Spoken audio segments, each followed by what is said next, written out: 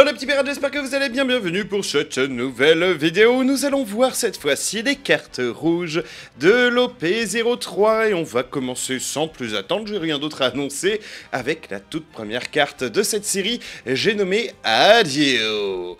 Adio, coup de 4, attribut range, puissance de 5000, valeur de contre de plus 1000, il a le type Odyssée, quand cette carte attaque, donne x1, votre adversaire ne peut pas activer de personnage bloqueur qui a 2000 ou moins de puissance durant ce combat. Bah, très bonne carte, très bonne carte, clairement une carte qui va avoir le même effet que, vous vous souvenez, hein, la Luffy Rush, ou que, voilà, les cartes qui peuvent pas être bloquées en gros, bah, avec des cartes de 2 ou moins par contre, hein, bon, il se prend les gros bloqueurs, hein, forcément, il se prend aussi les bloqueurs à 3 qui viennent avec des capacités trigger.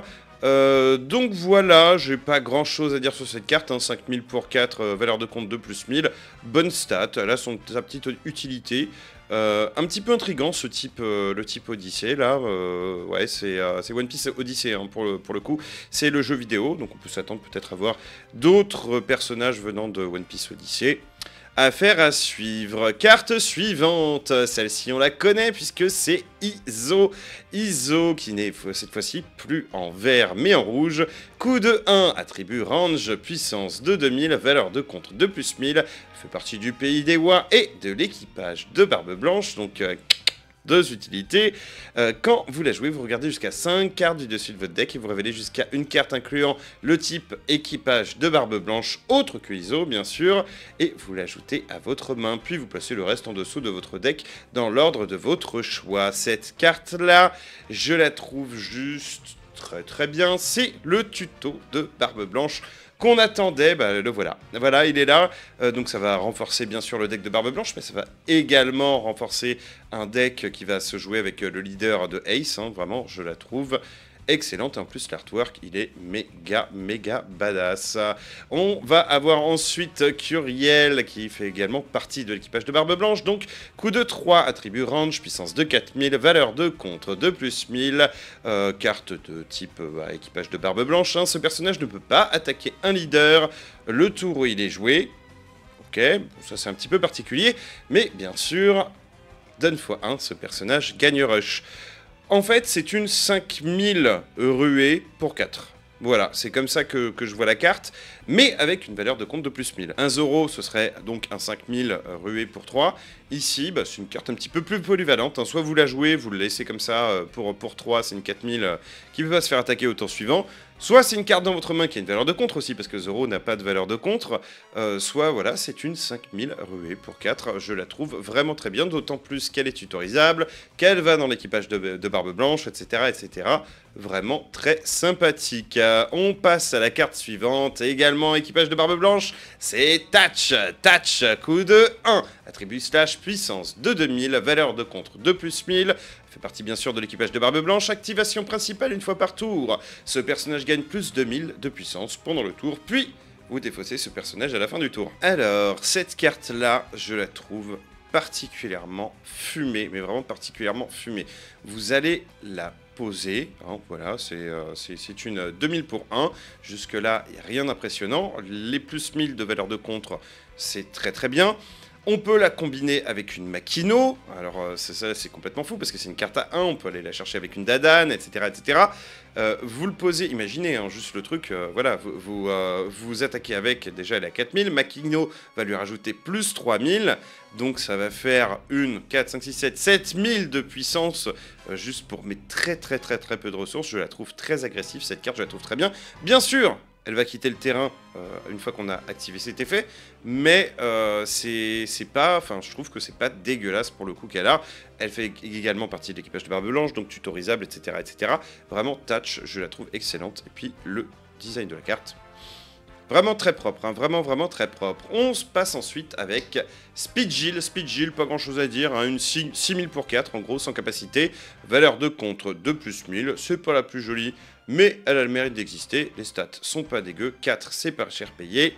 On va passer à la carte suivante. Carte suivante, ce sera Namul. Cette fois-ci, c'est un homme poisson. Il fait également partie de l'équipage de Barbe Blanche. C'est une 5000 pour 3, voilà, avec plus 1000 de valeur de contre. Voilà, pas grand chose à dire. Elle a le mérite d'exister aussi, voilà.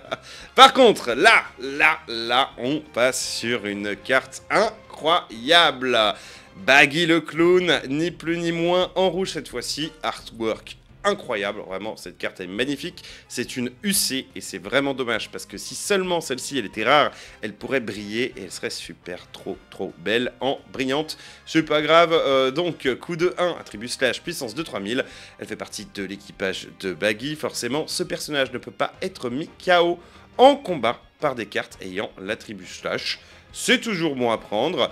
Quand vous la jouez, vous regardez jusqu'à 5 cartes du dessus de votre deck et vous révélez jusqu'à un événement rouge et vous l'ajoutez à votre main. Puis vous placez le reste en dessous du deck dans l'ordre de votre choix.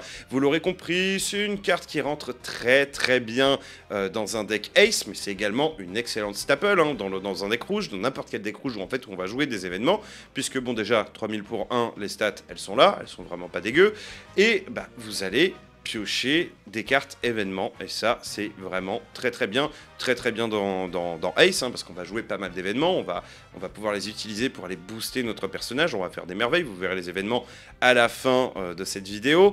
Bref, cette carte je la trouve en fait indispensable, vous devez l'avoir dans votre collection, voilà c'est tout. On passe à la carte suivante, c'est Haruta.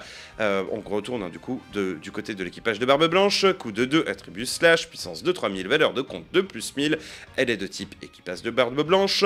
Activation principale une fois par tour, vous donnez jusqu'à une carte donne en inertie à votre leader ou à un de vos personnages. Alors c'est en fait ce qu'on connaissait déjà avec la Nami du starter deck, sauf que cette fois-ci, bah voilà, votre leader n'a pas besoin d'être un Strohat ou je ne sais quoi, non, c'est une carte, voilà, 3000 pour 2, avec ses plus 1000 de valeur de compte, qui va pouvoir donner des cartes donne en inertie, les distribuer un petit peu sur le terrain. Cette carte, je la trouve également vraiment très sympa et je pense que c'est une staple aussi, on va pouvoir la mettre dans beaucoup de decks dans le futur, donc voilà, bonne pioche. On passe à la carte suivante, on reste dans l'équipage de Barbe Blanche avec Fossa, coup de 2, attribut slash puissance de 2000, valeur de compte de plus 1000, elle fait partie de l'équipage de Barbe Blanche et c'est tout simplement un petit bloqueur, voilà, hein, 2000 pour 2 avec les plus 1000 de valeur de compte, c'est des cartes qu'on a vues de toutes les couleurs. Je crois qu'elle n'était pas encore dans le rouge, du coup, bah voilà, c'est chose faite avec une carte de l'équipage de Barbe Blanche. On passe à la carte suivante. Ouais, j'aime bien ces bloqueurs-là. Oh là, celle-ci, je l'ai déjà faite, je l'avais mise en double. Très bien, on place à Blamenco, équipage de Barbe Blanche toujours. Coup de 2, attribut strike, puissance de 3000, valeur de compte de plus 1000, de type équipage de Barbe Blanche. Donne x1, quand cette carte attaque, vous donnez jusqu'à un personnage adverse, moins 2000 de puissance pendant ce tour. Un peu compliqué cette carte, je sais pas trop quoi en penser. Je pense que Otama sera toujours au-dessus, parce que Otama, elle est assez malléable, hein. C'est quand vous la jouez que vous allez donner moins 2000 de puissance à un personnage adverse. Ici, c'est quand vous attaquez, vous n'allez pas forcément attaquer avec une 3000 à tous les tours, vous allez vouloir la booster sans doute avec 2 cartes donne pour atteindre les 5000 pour faire des dégâts au leader adverse. Ouais, et puis en plus elle va se faire facilement gérer, donc ouais, je suis pas fan de cette carte. Je préfère jouer une Otama pour 1 qui potentiellement a plus de 1000 de valeur de contre dans ma main, plutôt que de jouer cette carte à 2 et puis attendre tout simplement qu'elle se fasse gérer ultra facilement. Voilà, c'est mon avis, je la trouve pas géniale. On va passer par contre à une carte ici, fantastique déjà, parce que je sais pas si vous voyez le design, hein, là, derrière, attach avec un certain Gomu Gomu Fruit, hein, le fruit du Gomu Gomu, et puis le Ace derrière, là, et puis Teach qui est devant. J'adore ce dessin, j'adore. Marshall D. Teach, donc pour une carte rare, coup de 4, attribut strike, puissance de 6000. Il fait partie de l'équipage de Barbe Blanche, sur cette carte-là en tout cas. Quand elle attaque, vous pouvez défausser un de vos personnages rouges, avec 4000 de puissance ou plus, vous piochez une carte, puis ce personnage gagne plus 1000 de puissance durant le combat. Ouais, je la trouve pas mal. Je la trouve vraiment pas mal dans un archétype big à venir. Ça pourrait être vraiment très sympa. Le downgrade, c'est qu'elle n'a pas de valeur de contre. Enfin, 6000 pour 4, les stats sont là, hein, faut pas déconner non plus. C'est une bonne carte, et puis bon, elle va atteindre très rapidement, en fait, elle va atteindre 7000 de puissance, et ce sans aller la booster avec des cartes don, hein, en utilisant uniquement les ressources que vous avez dans votre main.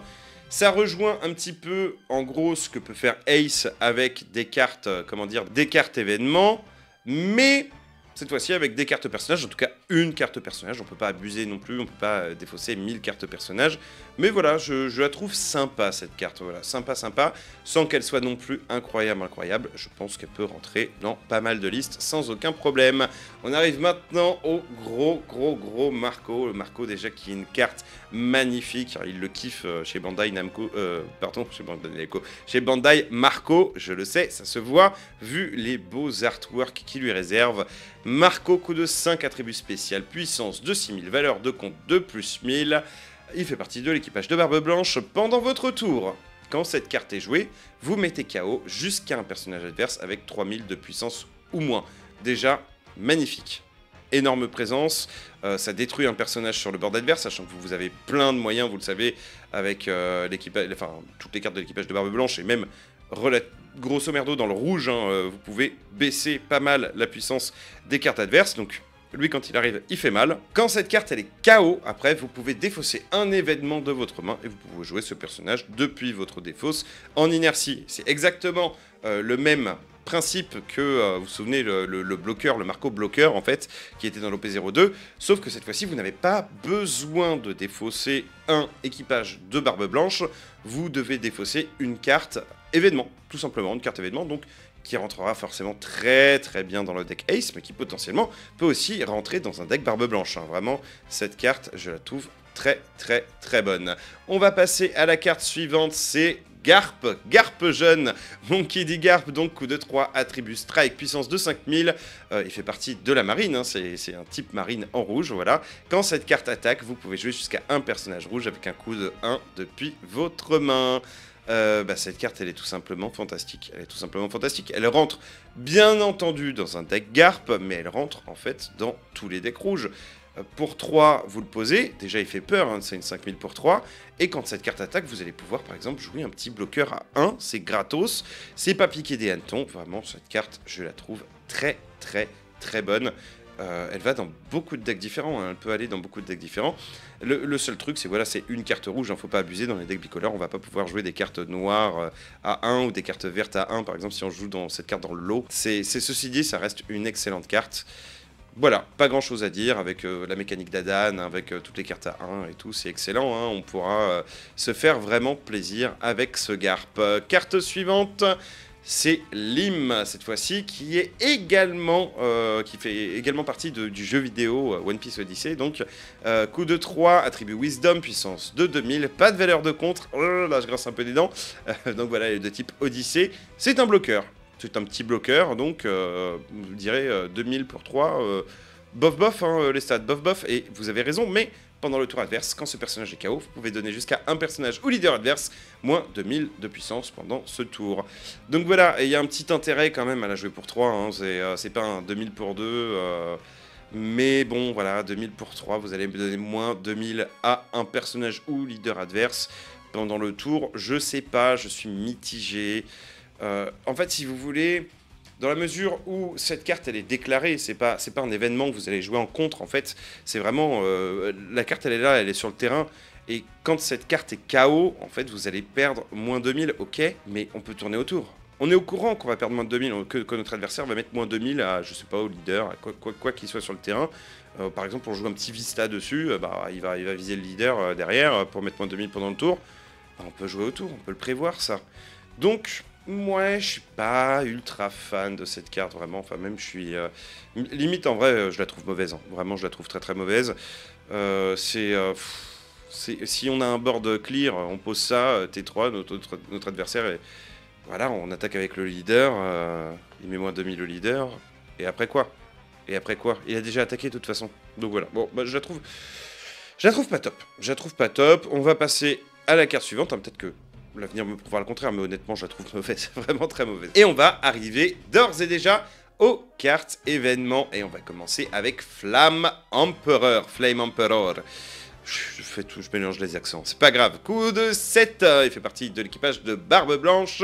Activation principale. Attention, si votre leader est Podcast the Ace, forcément, vous mettez KO jusqu'à un personnage adverse avec une puissance de 8000 ou moins. C'est très fort ça. C'est très fort. Ça vaut très cher, hein, on est d'accord. 7 c'est très cher. On se dit c'est juste un tout petit peu plus qu'un jet pistol. Je préfère faire Otama jet pistol, mais attendez, c'est pas fini. Votre leader gagne double attaque et 3000 de puissance durant ce tour. Je vous l'avais dit, votre boss avec Ace, c'est Ace en fait. Ni plus ni moins, c'est le leader. Qui vous le posez, c'est lui le boss monster, parce que vous allez jouer une carte comme ça, mais vous faites des choses horribles à votre adversaire, vous faites des choses horribles, ça fait super mal. La double attaque et les 3000 de puissance en plus pour cette, franchement c'est ultra boosté, pour peu que vous vous défaussiez des cartes de votre main, vous pouvez vraiment aller terminer votre adversaire très rapidement avec une carte événement, en mode un petit peu surprise motherfucker. Vraiment, je la trouve incroyable. Trigger, mettez KO jusqu'à un personnage adverse de 6000 de puissance ou moins. C'est ni plus ni moins qu'un jet pistol en trigger. Voilà, vraiment, cette carte, je la trouve vraiment très forte. Bien sûr, jouable uniquement dans le deck avec le leader Ace. Mais bon, voilà, c'est un des indispensables du deck. On passe à la carte suivante. Crossfire, coup de 2. Couleur rouge, équipage de Barbe Blanche, je sais pas pourquoi je dis couleur rouge, forcément c'est la vidéo, hein, c'est couleur rouge. Équipage de Barbe Blanche, activation principale, ou contre, très important, ou contre, si le type de votre leader inclut équipage de Barbe Blanche, vous donnez jusqu'à un personnage adverse, moins 4000 de puissance pendant le tour. Donc c'est juste un plus 4000, entre parenthèses, en counter, hein, c'est un plus 4000, mais c'est aussi un moins 4000 pour 2, pour aller gérer des cartes de votre adversaire. Typiquement, voilà, là vous avez vu, on peut gérer une carte de 8000. Ça veut dire qu'avec cette carte-là, on peut gérer des cartes de 12 000. Vous faites ça, vous faites la carte qu'on a vue juste avant, là, le Flame Emperor. Ok, ça coûte 9, hein, ça coûte très cher. Mais derrière, vous allez pouvoir attaquer avec votre leader, vous allez pouvoir faire grave des dégâts, vous allez pouvoir clean le board de votre adversaire et plutôt aller face, du coup, double attaque avec votre leader. Donc vraiment très sympa. Trigger, activer la capacité activation principale de cette carte, hein. Donc pendant le tour adverse, vous pouvez mettre moins 4000 à une carte. Je trouve que c'est vraiment très sympa. Carte suivante, encore une carte rare, et ce sera Fire Fist. Coup de 3, il fait partie de l'équipage de Barbe Blanche. Activation principale, vous pouvez défausser un événement de votre main, hein. Vous aurez compris, dans le deck Ace, avec les baggy et tout, ça va très bien tourner. Et cette fois-ci, vous mettez KO jusqu'à un personnage adverse avec 5000 de puissance ou moins, et jusqu'à un personnage adverse avec 4000 de puissance ou moins, KO. Ça, c'est vraiment fumé. Est-ce que j'ai besoin de vous convaincre? En fait, pour 3, vous mettez 2 personnages sur le board adverse, KO. C'est trop fort. C'est trop fort, cet événement. Il est trop fumé. Capacité trigger, vous mettez KO un personnage adverse avec 5000 de puissance ou moins. Voilà, hein, voilà, ça c'est gratuit. Cette carte en x4 dans le deck Ace, hein. Ça ne se discute pas. Vraiment très fort, très contrôle. C'est ce qu'on a besoin de faire, hein. On contrôle le board adverse et à côté on développe un tout petit peu notre board, mais de toute façon on sait qu'on va agresser très fort avec notre leader. Cette carte, je l'aime beaucoup. On va passer à la carte suivante. Donc, événement Fire Idol, coup de 2. Il fait partie aussi de l'équipage de Barbe Blanche. Activation principale, votre leader gagne plus 4000 de puissance durant ce tour. Encore un truc qu'on peut cumuler potentiellement avec voilà, la double frappe, plus 3000, plus 4000. Voilà, on va gonfler notre ace pour aller faire très mal à notre adversaire. Capacité trigger, vous donnez jusqu'à un personnage ou leader adverse, moins 10 000 de puissance durant le tour. Ça annihile littéralement un personnage adverse, hein. Il va plus pouvoir attaquer avec ce personnage. Ouais, j'aime beaucoup cette carte, je pense qu'elle va être jouée, c'est sûr, dans le deck Ace. De toute façon, à voir quel est le ratio de cartes événements qu'on va mettre dans le deck Ace, mais celle-ci, bon, elle rentre tous les jours, hein, tous les jours. Et ensuite, on arrive forcément avec le terrain, le Striker, aka le bateau de Ace, hein. Coup de 1, équipage de Barbe Blanche également, activation principale pour 2. Pour 2 cette fois-ci, hein. Vous mettez le terrain pour 1 et derrière vous allez payer 2 pour pouvoir l'activer.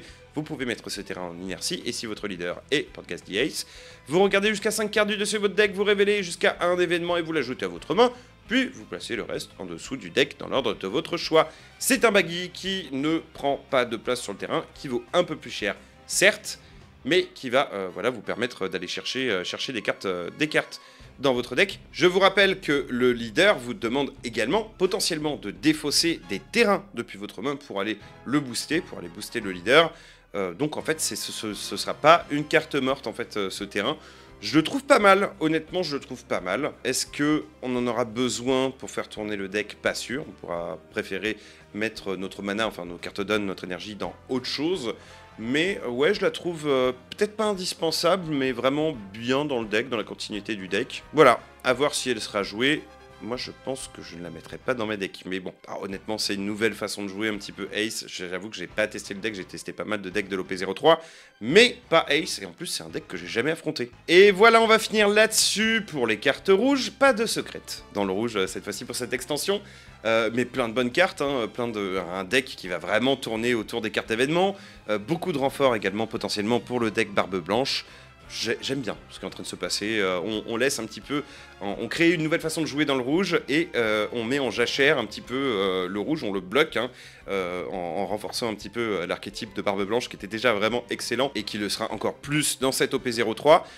Voilà, bah écoutez, comme d'habitude, n'hésitez pas à me dire ce que vous en pensez dans les commentaires, à lâcher un like, à vous abonner si ce n'est pas déjà fait. Je vous retrouve sans doute demain pour une nouvelle vidéo. Cette fois-ci, je crois que ce sera avec les verts, hein, voilà, les cartes vertes. Je vous fais des petits bisous les pirates, et je vous dis à bientôt. Ciao!